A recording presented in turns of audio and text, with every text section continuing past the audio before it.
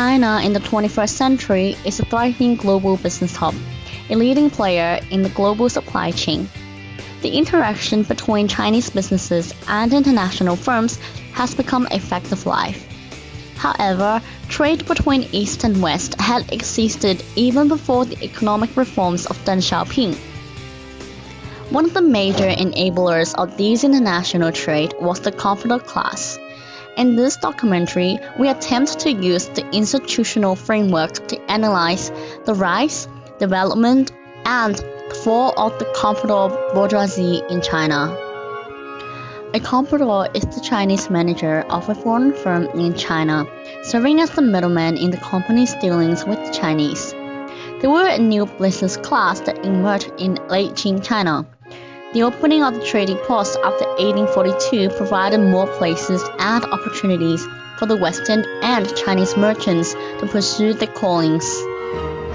Free trade replaced the monopolistic Chonghong system. However, Western merchants faced various problems.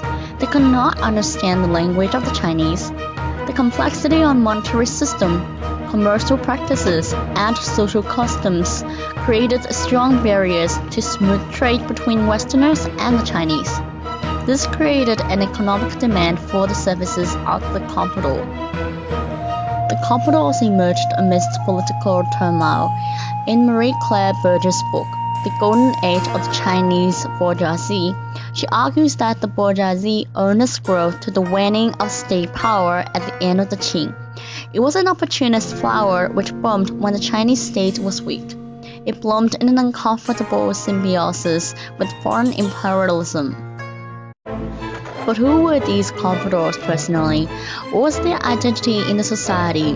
How did they rise to become the middleman between East and West? Compradors were mostly Chinese men who received Western education, who spoke English and could communicate with both foreigners and China, earning the trust of both sides. For example, Hui Liyuan, a bicultural scholar who collaborated with an English merchant in developing the Van Island of North Borneo, was educated in Hong Kong and began the study of English in Queen's College. Chen Kunying, a famous comprador and reformer, learned English in Shanghai from his comprador uncle, and John Fryer, one of the most influential missionaries in China. We will analyze the development of compradors and the impacts on the Chinese society in the political, economic, and social perspective. Politically speaking, the Chinese government relied upon the compradors for foreign affairs since they had the knowledge and experience of working in foreign firms. For example, they were appointed to be the customs, which was responsible for obtaining taxes on export and imports. The importance of compradors for the government can be seen in this quote from a British merchant. There was no ambassador, no custom, no officials, and even the commerce chancellor knew nothing about foreign commerce affairs. Therefore, 3 trusted compradors were appointed. Many compradors also fulfilled many gentleman duties, such as donation and maintaining social order. Also, some compradors left their foreign firms to join local Chinese business, such as 冷选jiu shanggong. Therefore, as opposed to the stereotypical view of compradors as traitors furthering the political and commercial interests of foreign invasion countries, the reality was that many compradors had acted in a patriotic way that were contrary to foreign interest. For example, many compradors contributed towards the Yuanmo Wangdong and also acted for the Chinese government as negotiators with foreigners.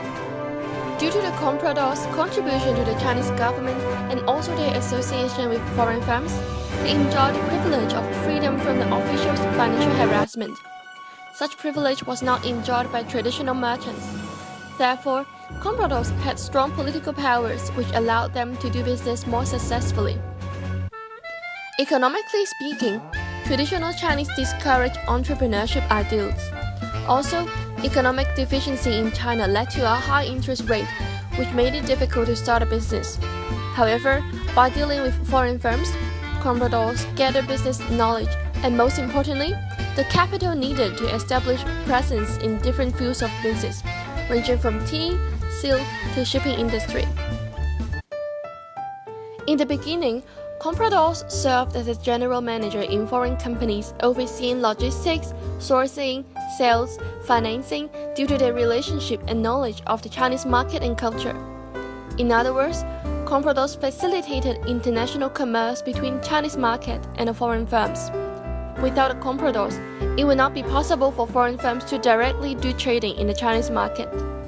A Western newspaper editor once written, "The Comprador may be regarded as not only the axle on which the whole wheel of the foreigner's business with the native turns, but in many cases also the hub, the spokes, the rim, and in fact, the whole wheel, save the paint, which may be taken to represent the firm which gives it the color of its name."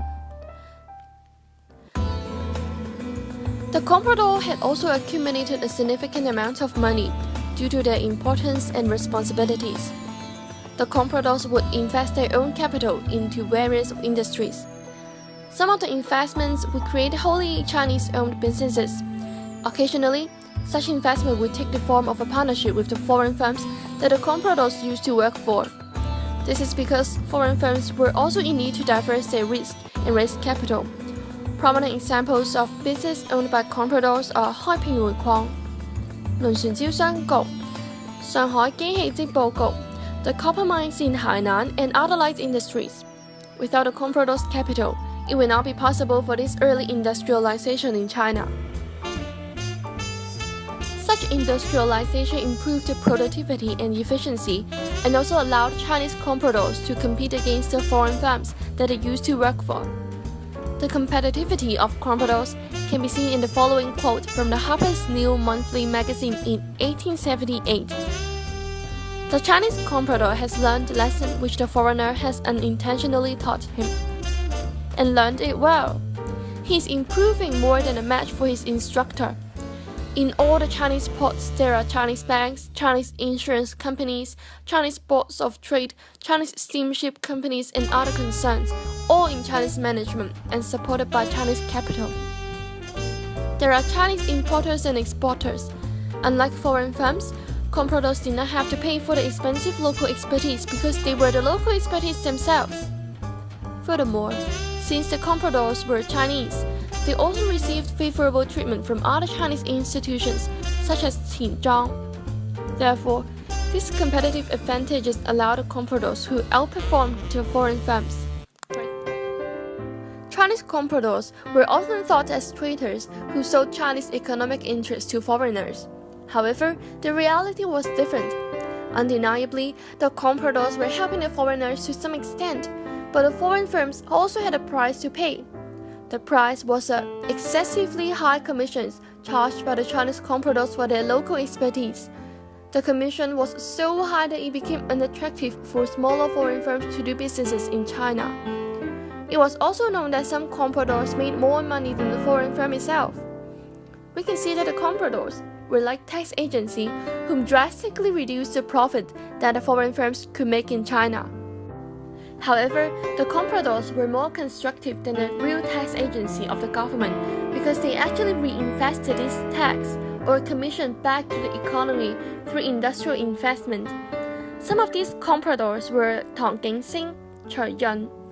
This phenomenon could be illustrated by the following example.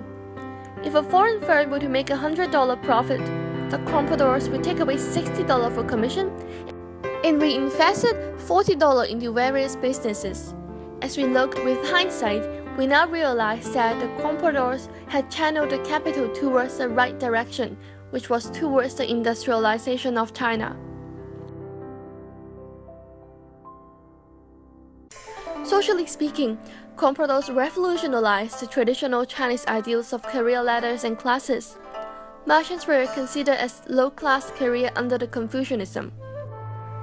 Therefore, many traditional merchants used to encourage their children to study for the imperial examination in order to transcend from being in a despicable merchant class to officials. However, Compradors did not think the same. Under the influence of foreign ideas, many Compradors understood the importance of commercialization and industrialization. They did not agree with Confucianism. Therefore, compradors would send their children to English schools in preparing them for the merchant business. There were also another reason for doing so. The comprador system meant that each comprador were responsible for any affairs and consequences that happened under him. Therefore, compradors would only employ and deal with people that they most trusted. They were their family members. In any case, the compradors would obtain a prestigious title from donating funds to the Chinese government. This in turn improved their social status. Of course, such status were not as well respected as those obtained from the imperial examination. However, compradors would try to earn their respect by becoming philanthropists, such as donating to education, health institutes, and disaster relief. The compradors also directly contributed to the society by participating in other activities, such as maintaining social order. We can see that other than earning money from their commercial activities, the compradors also aimed to become a social leader. Furthermore, the development of compradors had widened the definition of merchants from people who just buy and sell to people working in different kinds of business, ranging from industrialist sourcing to fund provider. As a whole, we can say that the compradors had improved the social standing and the importance of the merchant class.